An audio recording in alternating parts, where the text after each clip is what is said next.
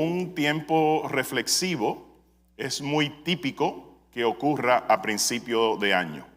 Muchas personas toman, ¿verdad?, la primera semana, los primeros 7 días del año para hacer una pausa y reflexionar en cosas que quieren alcanzar en la vida, cosas que quieren alcanzar en el nuevo año, qué cosas necesitan mejorar, qué cosas necesitan alcanzar, sueños que aspiran. El comienzo del año es un tiempo reflexivo y muy típico para este tipo de ejercicio. Desde luego no hay que esperar al principio de año para tener, ¿verdad?, este tipo de actividad o este tipo de ejercicio. Pero lo menciono porque es muy común que a principios de año esto ocurra.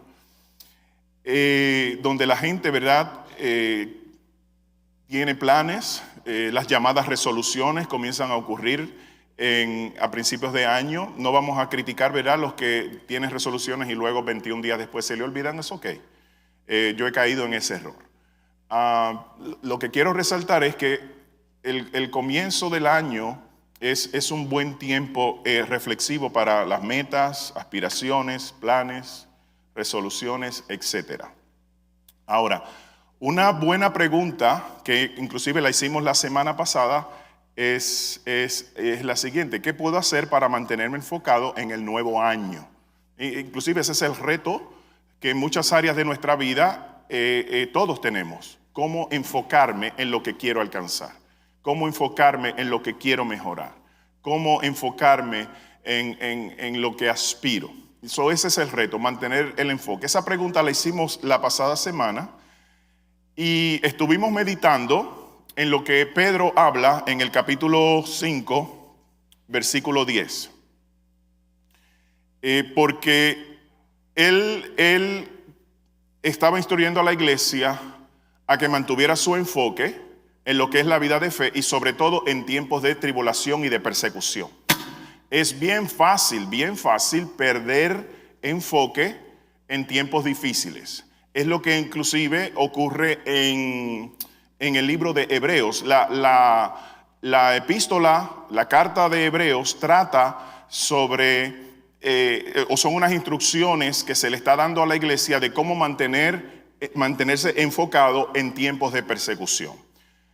Mencioné la pasada semana de que Pedro se dirige a la iglesia en general y en lo que él va cubriendo, ¿verdad?, con la iglesia, habla de las persecuciones, habla de las tribulaciones. Habla inclusive si es necesario que ustedes sean atribulados por un corto de tiempo, menciona inclusive el pasaje bíblico. Entonces, ahí al cerrar, ¿verdad?, el pasaje, él quiere que la iglesia se mantenga enfocada en lo que aquí él está indicando, donde él resalta lo que es la gracia de Dios. Que Dios nos ayude en su gracia. ¿Qué tengo que mejorar en mi vida? Que Dios me ayude en su gracia. ¿Qué tengo que resolver en mi vida? Que Dios me ayude en su gracia. ¿Cómo está mi fe en este momento? Que Dios me ayude en su gracia. ¿Cómo está mi familia? ¿Cómo está mi relación matrimonial? Que Dios me ayude en su gracia. Él está invitando a la iglesia a que en toda esta dificultad que el ser humano tiene en la experiencia de vida, pueda enfocarse en lo que él llama la gracia de Dios. Porque esa gracia de Dios siempre fortalece, da fuerzas, nos ayuda a estar firme. Inclusive aquí él mismo lo menciona. Él mismo os perfeccione, él mismo os afirme, fortalezca y establezca. E inclusive la nueva versión o la nueva traducción viviente de este pasaje, cuando habla afirme y fortalezca, el término es fundamento sólido. Si usted mira el boletín del programa, tiene ese tema, fundamento sólido. Y ese tema, ¿verdad?, viene de lo que aquí el apóstol menciona como perfeccionar, afirmar y fortalecer y establecer, estar en un fundamento sólido. Entonces, para lograr esa fuerza, para lograr esa firmeza, para lograr esos cambios significativos en nuestras vidas, es bien importante que conozcamos lo que es la gracia de Dios. La gracia de Dios. El tema de la gracia de Dios es extremadamente amplio. E inclusive cuando usted comienza a entender la gracia de Dios y a saborear la gracia de Dios, más fervor y más hambre le da por lo espiritual y por lo de Dios. Eso es lo importante de esta gracia. Entonces, el apóstol nos está invitando a conocer al Dios de toda gracia. Como él menciona aquí en la primera parte del versículo 10 del capítulo 5. Mas el Dios de toda gracia. Una vez más, es una invitación a conocer el carácter de Dios. Es una invitación a conocer el carácter de Dios. Entonces, ¿qué pasa con el carácter de Dios? Es lo primero que Él quiere que usted conozca de Él. Eso es lo primero que Dios quiere que usted conozca de Él. En el aspecto, ¿verdad?, de lo que es su gracia. Por eso es que Pedro, una vez más, comienza ese versículo 5 a decir el Dios de toda gracia. Entonces, gracia es lo primero que Dios quiere que usted conozca de Él. Mas el Dios de toda gracia. Así es como Dios se da a conocer. Muchos pierden en perspectiva que Dios se da a conocer de esa forma. Muchos miran a Dios como el que me va a juzgar. El que está enojado en mi contra. O el que está distanciado. O el que no escucha mis oraciones. Y nos olvidamos de que Él es un Dios de toda gracia. Escuche bien, así es como Dios quiere que usted le conozca. Cuando hablamos de las grandes manifestaciones y revelaciones de Dios en la Escritura, una de las más relevantes, ¿verdad?, es cómo Dios se muestra y se revela a Moisés. Lo cité la pasada semana. En el libro de Deuteronomio, en el capítulo 34, Moisés está teniendo un diálogo, un encuentro de este Dios de toda gracia en lo más poderoso y esplendoroso de su majestad, a tal nivel que cuando descendió la presencia de Dios sobre el monte temblaba. Y ahí estaba Moisés. Dice el versículo 6 del capítulo 34. Pasando Jehová por delante de él, ese él es Moisés, dice, proclamó, Dios mismo proclamó su nombre. Cuando dice Jehová, Jehová, y aquí viene lo que es esto de que Él quiere que conozcas la gracia. Lo primero que Dios desea es que nosotros conozcamos en su carácter quién es Él, en su gracia. Cuando dice Jehová, Jehová, fuerte, misericordioso y piadoso, tardo para la ira y grande misericordia y verdad.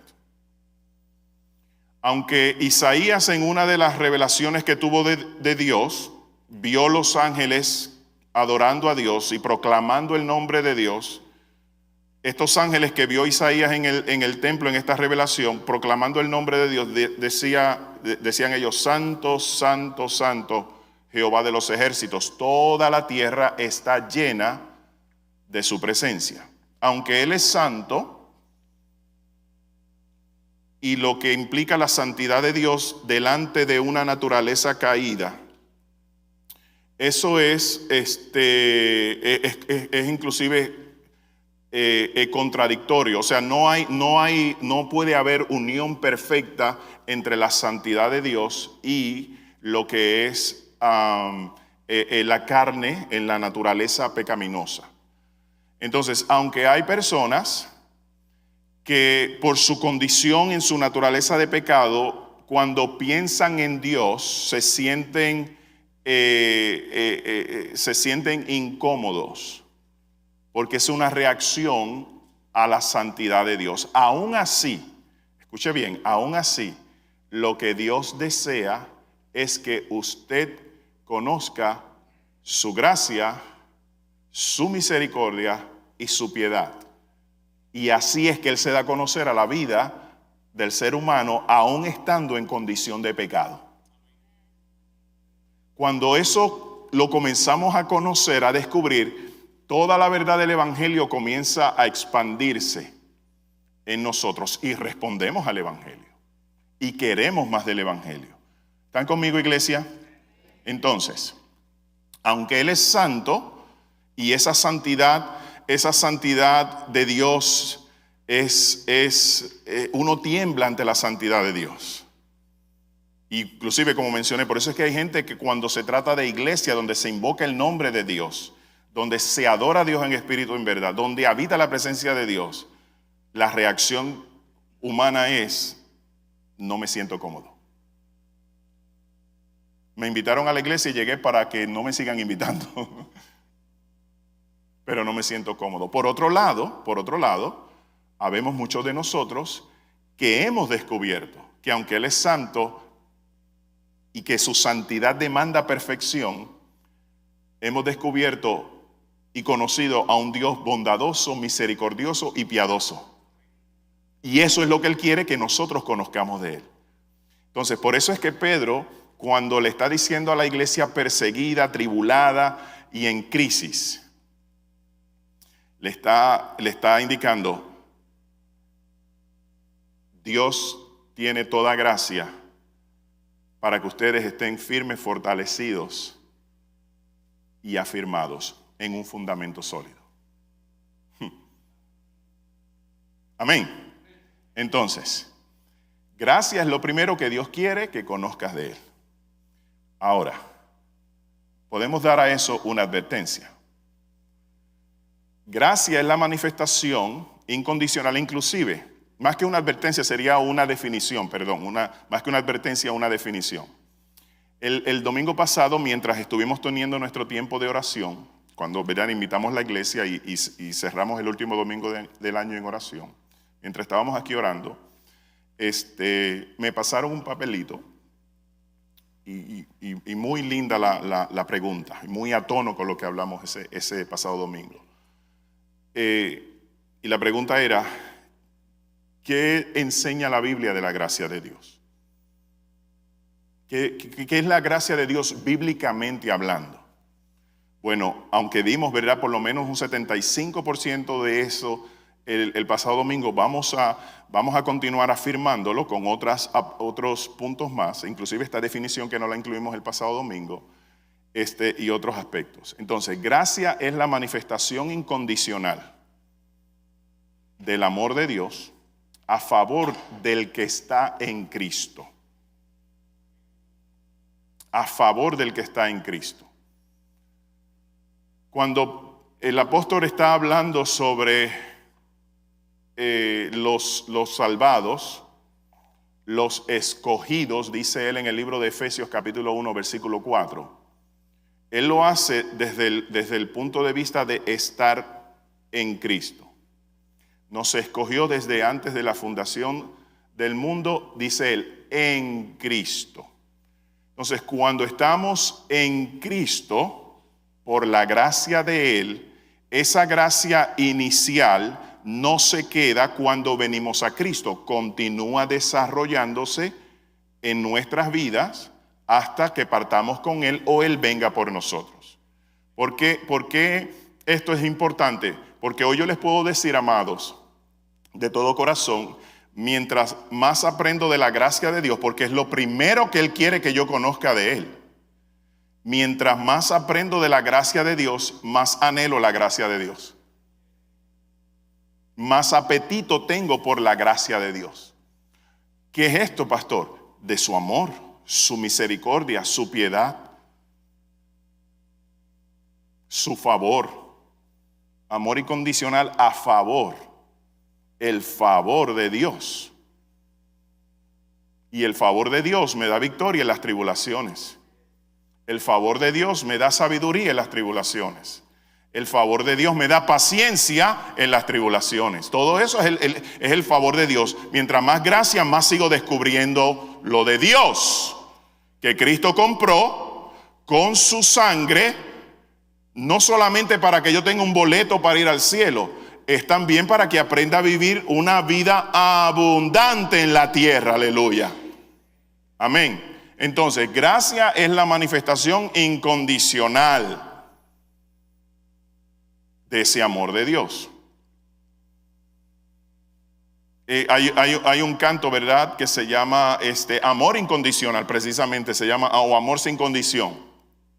Y el canto dice: no puedo negarlo ni merecerlo, su amor se entregó por mí. Eso es gracia.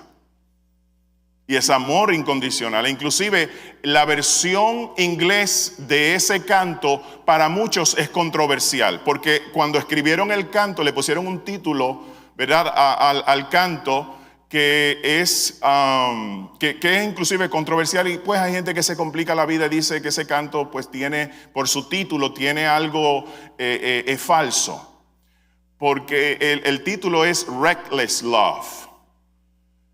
Reckless love es como, ¿cómo se lo podría explicar? Es cuando una persona, la traducción directa al español sería cuando una persona es descuidada con algo.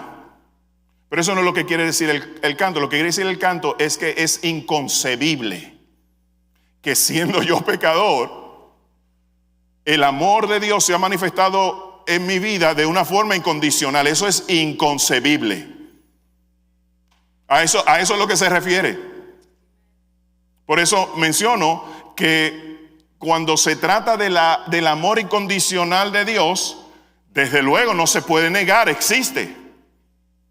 Desde luego no se puede entender, porque nosotros hemos sido entrenados de que mostramos afección hacia alguien conforme esa persona se comporta. Conforme esa persona, ¿verdad?, me trata, entonces yo lo voy a tratar de esa forma. Pues nosotros ponemos condiciones. Dios no pone condiciones. Eso es gracia. Por eso es, amados, que en esa gracia, escuche bien, en medio de toda dificultad Dios da su paciencia. En medio de toda dificultad Dios da su fuerza. En medio de toda dificultad Dios da su paz. Todo Él lo llena. Eso es la gracia de Dios. Pero a muchos limitamos esta gracia a que me voy al cielo cuando muera, o que Él venga para mí, aunque esté con la cabeza abajo aquí, ¿verdad?, mientras tenga vida. Pero qué bueno que me voy al cielo. No, escuche bien, la tribulación de la iglesia a la que Pedro le escribe no es la misma tribulación con la que nosotros podamos estar enfrentando. Para nosotros una tribulación puede ser que la comida de Navidad no tenía el sabor que queríamos y ya estamos en tribulación. O que alguien no trajo el pan que dijo que iba a traer. ¿Verdad? Invitamos a los amigos y a los familiares y le dijimos a Petrita, no Petrín, Petrita, y a Irán, traigan el pan. Y llegamos a la fiesta y cuando no está el pan se me olvidó, y ahí la persona entró en tribulación. O sea, no es lo mismo.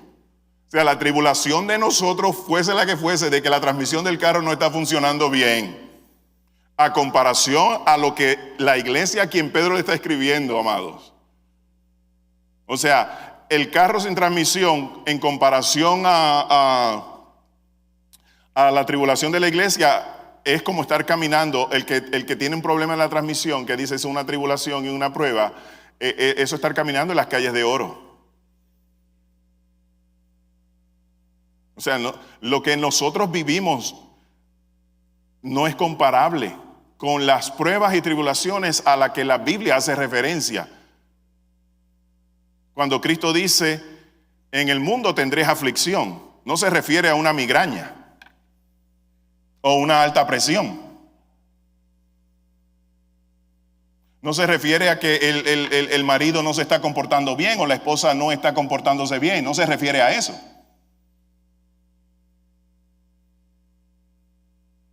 O sea, a la tribulación que la Biblia se refiere es persecución y muerte. tortura.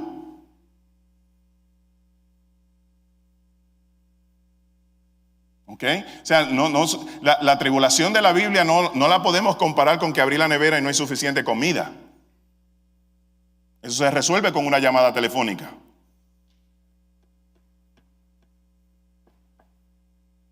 E inclusive, si usted tiene la necesidad, hasta inglés que no habla bien, usted le va a hablar inglés pidiendo que le traigan el pan. Where's the bread? I need bread. Hello. ¿Están conmigo, amados? Entonces, una vez más, mientras más uno experimenta esta gracia de Dios, mientras más uno la entiende, más apetito, más gracia uno quiere conocer. Por eso es que una vez más, este es Pedro cerrando una epístola a una iglesia perseguida en 5 capítulos, en el versículo 10. Enfoquémonos en el Dios de toda gracia y lo que Él hace. ¿Ok? Entonces, mencionamos, no podrás avanzar en la carrera de fe si no conoces la gracia de Dios, si la ignoras. Por eso Hebreos dice, corre con paciencia. Corre con paciencia esta carrera de fe que tienes por delante. No desmayes. No retrocedas. No te desanimes. Corre con paciencia esta carrera sin desmayar. Pero una vez más, muchos creyentes se le olvida la gracia de Dios. Por otro lado, otros a mayor gracia, mayor libertad. A mayor gracia, más fuerza. A mayor gracia, más paz de Él. Amén. David, en el Antiguo Testamento, en el Salmo 86, él dijo lo siguiente, mire esto, porque tú, Señor, eres ¿qué? Bueno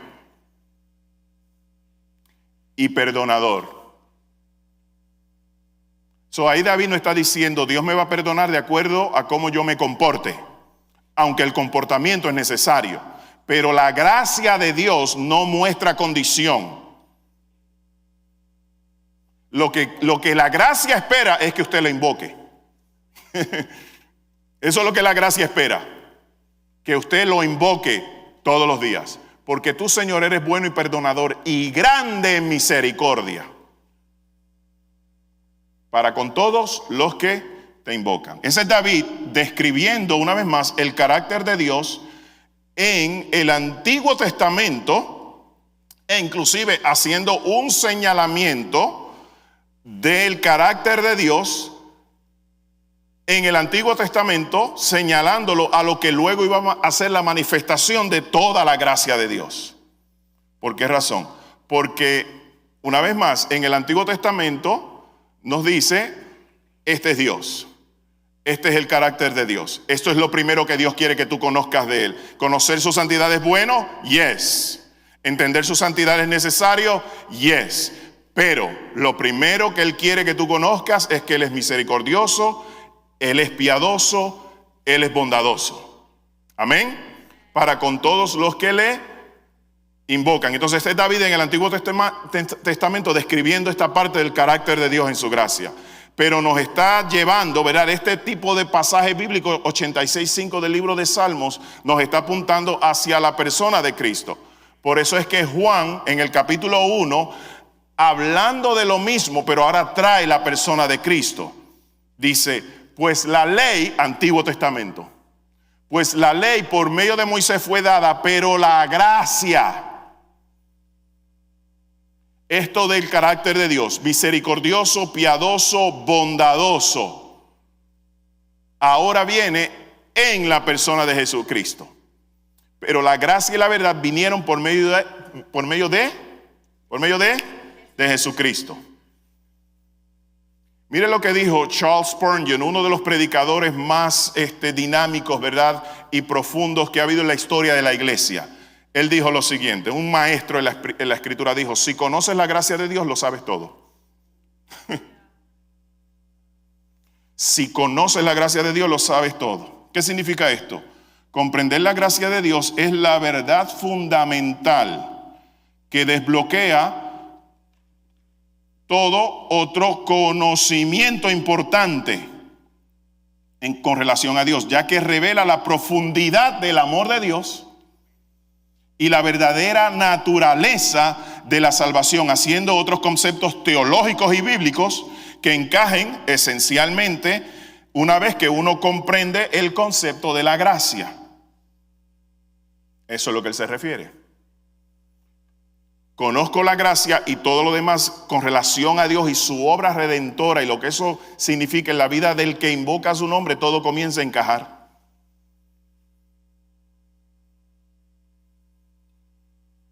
Por eso es que podemos perdonar, por eso es que podemos amar, por eso es que podemos ser pacientes.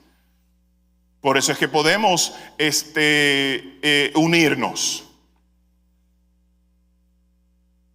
Por eso es que podemos ser sanados, podemos ser restaurados. Porque cuando entiendo la gracia, todo lo demás comienza a encajar en su sitio. ¿Están conmigo, iglesia? Entonces, aunque es bueno ser temeroso ante la santidad de Dios, hoy por la gracia yo no tiemblo ante la santidad de Dios como le ocurrió a Isaías.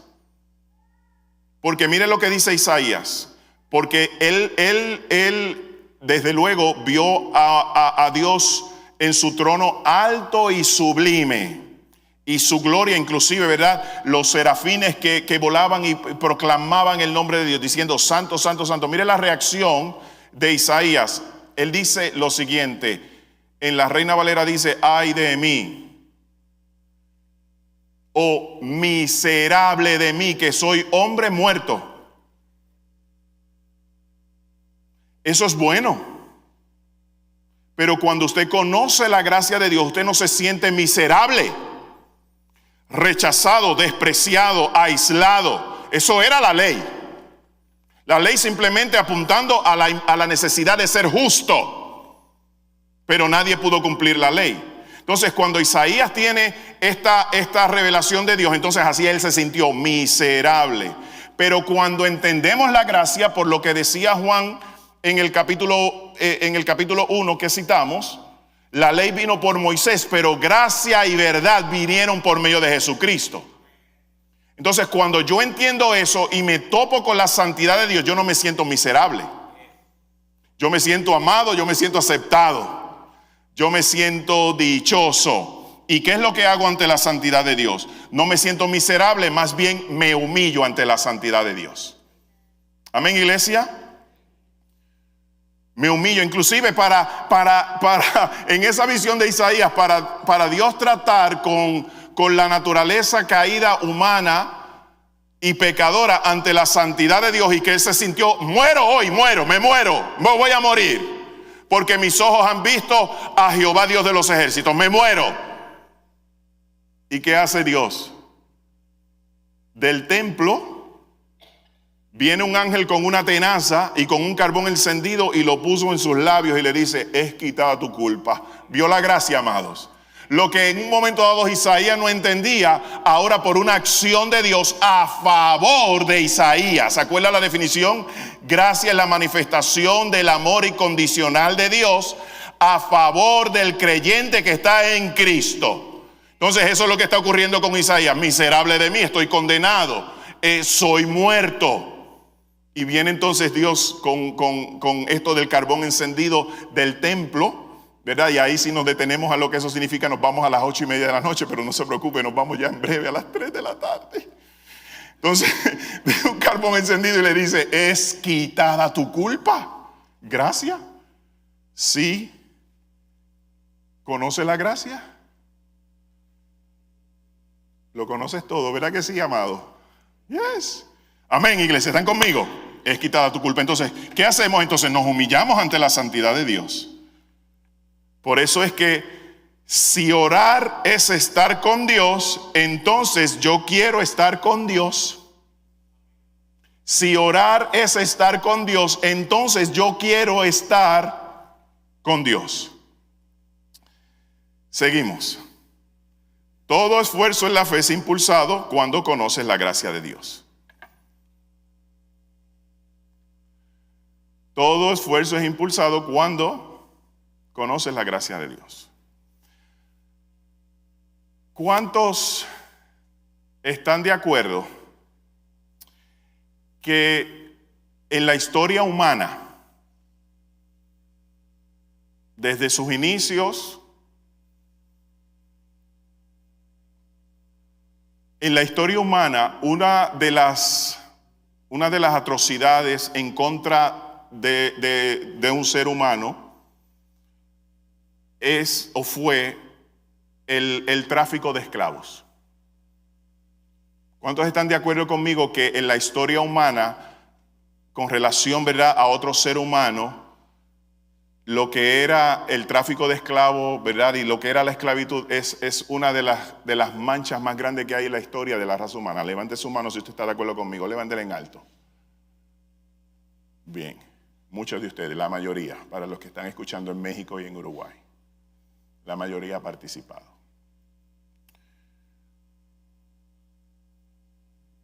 E inclusive, el que practicó eso, tráfico de esclavos, ¿verdad?, y lo que ocurría con el tráfico de esclavos y la esclavitud en la historia de la raza humana, el que estaba envuelto en eso y las injusticias cometidas,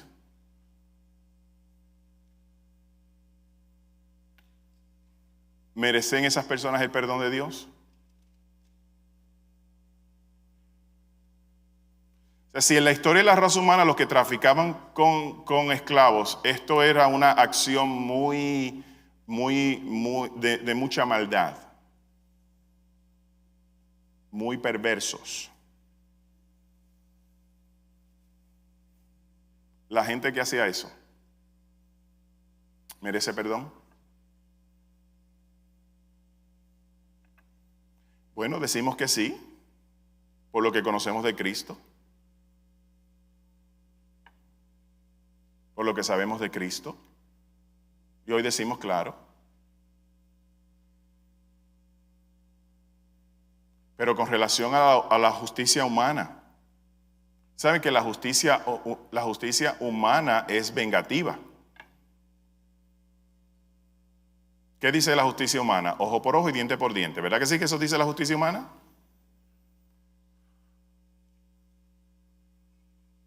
Entonces, aunque hoy aquí levantamos la mano diciendo merecen perdón de Dios, pero con relación a la justicia humana, ¿qué perdón otorgamos ahí? Posiblemente decimos, no, merecen sufrir, merecen inclusive pagar el daño que hicieron.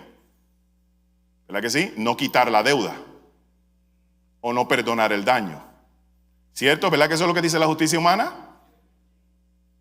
Claro, eso es lo que dice la justicia humana. Es difícil.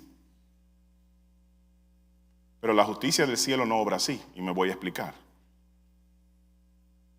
La justicia del cielo, una vez más, mantiene su amor incondicional en gracia para todo aquel que se arrepiente, aunque haya sido un traficante de esclavos. ¿Por qué menciono esto? Porque posiblemente la canción más famosa en la historia de la iglesia, la más popular en la historia de la iglesia, se titula Amazing Grace.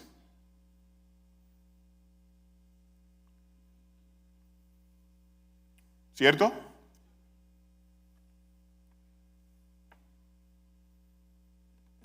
Acá, Amazing Grace.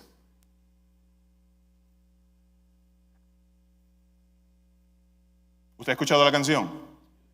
¿Usted ha cantado la canción? Amazing Grace, how sweet the sound that saved a wretch like me. La palabra wretch, la estoy pronunciando, ¿verdad?, sureñamente. Dice, sorprendente gracia que ha salvado a un miserable como yo. Eso es lo que quiere decir. A un miserable como yo. Esa canción la escribió John Newton en el 1792 o 72.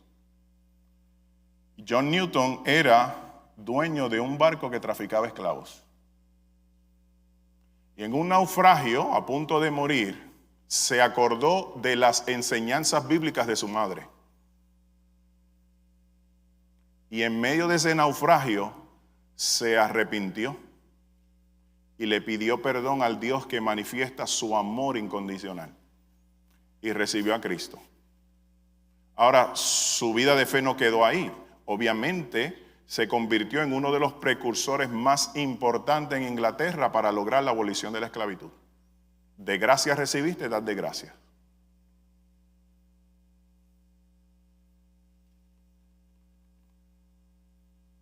Y escribió muchos himnos.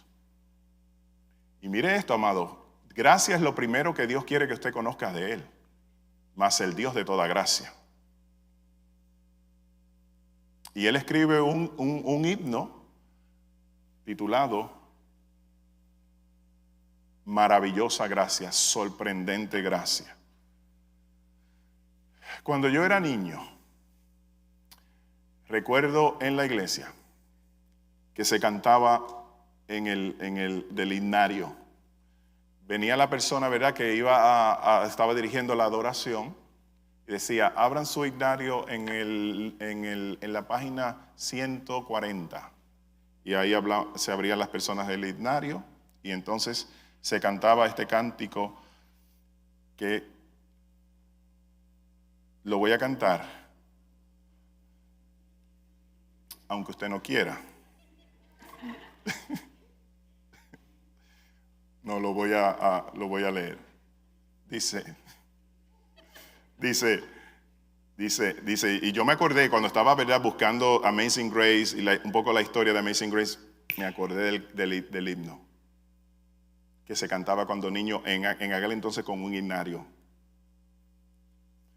Y el himno, mire lo que dice: excelsa gracia del amor, que Dios perdona al pecador. Sí presto está a confesar sus culpas y en Jesús confiar. No hay otro autor de salvación, pues Cristo obró la redención. Amén. ¿Sí? Amén, en el nombre de Jesús. Denlo con ánimo, iglesia. Lo bueno de esto es que estos cánticos, ¿verdad?, que han impactado, hacen referencia a la gracia de Dios. Eso a mí me dice una vez más y me confirma que Dios quiere que yo siga conociendo más de su gracia, más al Dios de toda gracia. Ahora, leímos en Juan, la ley vino por Moisés, más gracia y verdad por medio de Jesucristo. Miren esta tabla comparativa. La ley dice, toda justicia es demandada por Dios. La gracia dice, toda justicia era o es otorgada por Dios. Ya no es demandada, ahora es otorgada. Manifiesta su amor incondicional, manifiesta su favor en ayuda del que viene a Cristo, el que está en Cristo. En la ley, toda justicia es obtenida por esfuerzo. El que haga estas cosas vivirá por ellas. En la gracia, toda justicia es por medio de Cristo. En la ley, todo quedó encerrado en pecado. En la gracia, todo quedó resuelto por el Redentor. Amén. Amén. Ayuda a la hermana, por favor. Amén. Entonces, concluimos con esto. Gracia es la manera en cómo Dios trata contigo basado en la obra redentora de Cristo. Eso es tiempo de gracia para mayor victoria. Ahora, 10 minutos y nos vamos. Pedro dice, mas el Dios de toda gracia, que nos llamó a su gloria eterna. Nos llamó a su gloria eterna. Entonces, no solo hay que conocer la gracia de Dios, hay que conocer el llamado de Dios. Hay que conocer el llamado de Dios. Cuando se trata del llamado de Dios, lo que está aquí Pedro indicando es que este propósito de Dios va más allá de una vida llena de gracia mientras estamos en la tierra. Incluye lo eterno. Incluye lo eterno. E inclusive, yo no solo voy al cielo, o usted no solo va al cielo por la obra redentora de Cristo, sino también porque Cristo oró para que usted vaya al cielo, para que yo vaya al cielo. Antes de su obra redentora, Cristo oró para que usted vaya al cielo. Estoy mencionando, el propósito de Dios va más allá de una vida llena de gracia mientras estamos aquí en la tierra. Incluye una perspectiva eterna, más el Dios de toda gracia que os llamó a su gloria eterna. Entonces, el propósito de Dios no solamente está limitado, ¿verdad?, a una vida llena de gracia mientras estoy en la tierra, sino también a lo que es eterno. Y la gloria que es acompañada, ¿verdad?, con esto del propósito de Dios. Miren cómo Cristo oró en Juan capítulo 17. Dice, Padre, aquellos que me has dado, quiero que donde yo estoy, también ellos estén conmigo. Ese es Cristo orando. Amén. Para que vean mi gloria que me has dado, porque me has amado desde la fundación del mundo. En otras palabras, vamos a estar con Cristo. Amén. Vamos a estar con Cristo. Esta es la segunda verdad que nos enseña aquí Pedro. E inclusive esa segunda verdad va unida a la primera verdad. Porque para entender el propósito eterno de Dios, tengo que estar en la gracia de Dios, tengo que estar en Cristo, tengo que conocer la gracia de Dios. Por su gracia vamos a llegar a lo que es eterno. ¿Por qué esto es importante? Conforme lo está señalando Pedro. Es importante porque te va a ayudar a ver o a mirar más allá de lo que tus ojos ven. Vas a tener una perspectiva eterna. Vas a tener una perspectiva eterna. Mire esto. Si usted le pregunta a un desanimado,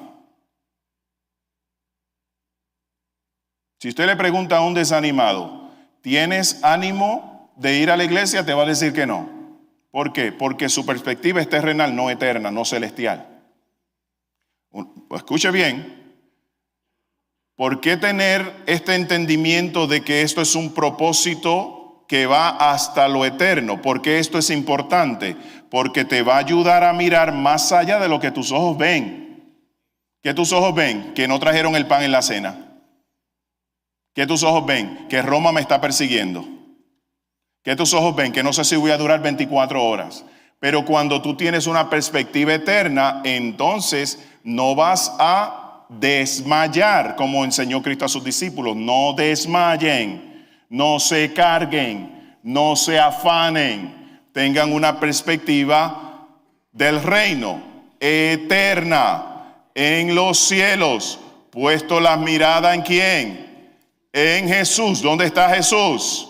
En lo eterno, en el cielo. Por eso es que esto es importante, según Pedro lo está aquí indicando. Mas el Dios de toda gracia que me llamó, que los llamó, que os llamó a su gloria eterna. Amén. Amén, iglesia. Entonces, e inclusive si usted le pregunta a un líder desanimado y ¿verdad? Le dice, ¿estás animado ministerialmente? Debe decir no. Porque tiene una visión terrenal, no eterna, no celestial. Puesto los ojos en ¿quién? En Jesús. Amén. Entonces, entender lo eterno te eleva sobre lo que es temporero. Pablo lo dijo así en 1 Corintios 15. Si la esperanza que tenemos en Cristo fuera solo para esta vida,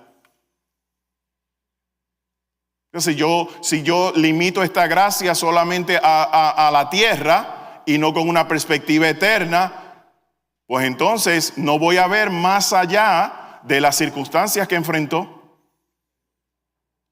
No voy a ver más allá de la tribulación que estoy viviendo. Entonces la escritura está cargada de testimonios y de principios bíblicos que invita al creyente a tener una perspectiva más allá de lo que sus ojos ven. No mirando las cosas que dígalo creyendo, no mirando las cosas que se ven, sino las que no se ven, lo celestial, lo eterno. Si la esperanza que tenemos en Cristo fuera solo para esta vida, seríamos los más desdichados de todos los hombres. Segunda de Corintios capítulo 4 versículo 16, por tanto, no desmayamos. Y aquí esto lo está diciendo Pablo, luego de ser apedreado, luego de ser perseguido, luego de ser acusado, luego de ser marginado, luego de tanta amenaza. Mire lo que él dice en segunda de Corintios 4:16. Por lo tanto, no desmayamos. Por eso yo le pregunté, le dije, pregúntele a una persona desanimada si tiene ánimo de venir a la iglesia. No. Prefiere quedarse en su casa. Pregúntele a un líder desanimado si quiere continuar en el ministerio. No. Desmayan. Se cansan, se cargan, se desaniman, abandonan. Y después lo justifican, es que Dios me habló. Con ese testimonio Dios no habla así. Oh, Dios me confirmó. ¿Verdad que le dicen así? Anyway, nos vamos a las 8, sí, me quedo ahí. Ok. dice Pablo, por lo tanto no desmayamos. Antes bien, aunque nuestro hombre exterior se va desgastando, el interior se va renovando. Amén. Pregúntele a mi ser interior si se siente joven.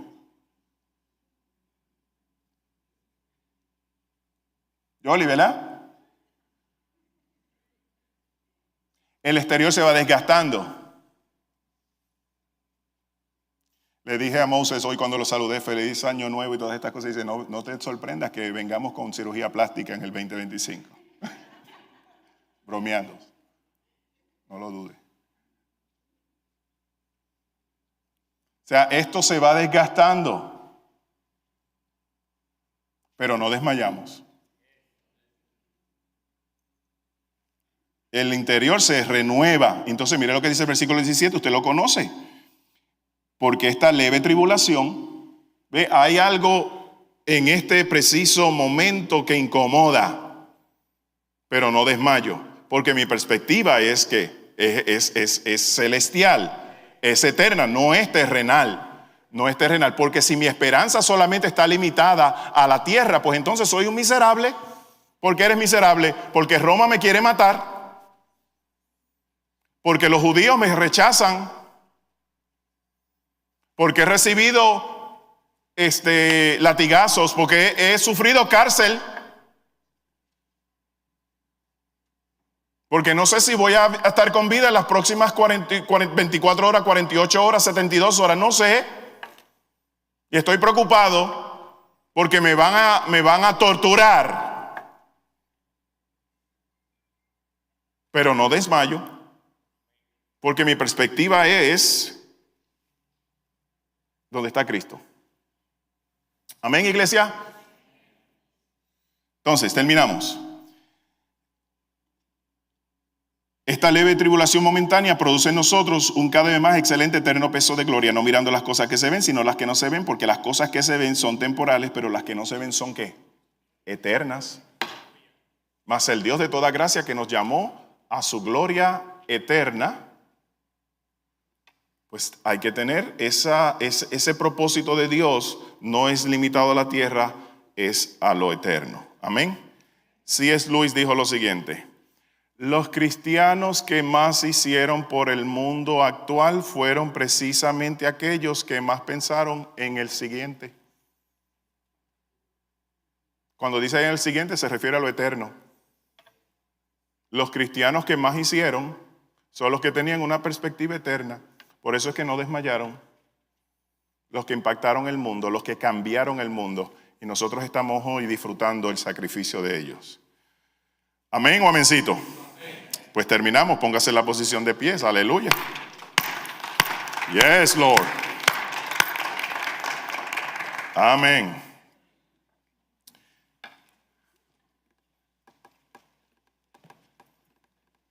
Gloria a Dios. Cuando tienes a Cristo, lo tienes todo. Cuando tienes a Cristo, lo tienes todo. Amén. ¿Están contentos? Praise God. Aleluya. Vamos a orar. Thank you, Lord. Gracias, Padre. Gracias por tu gracia. Gracias por tu amor. Gracias por tus misericordias. Gracias por tu favor, tu perdón, tu amor.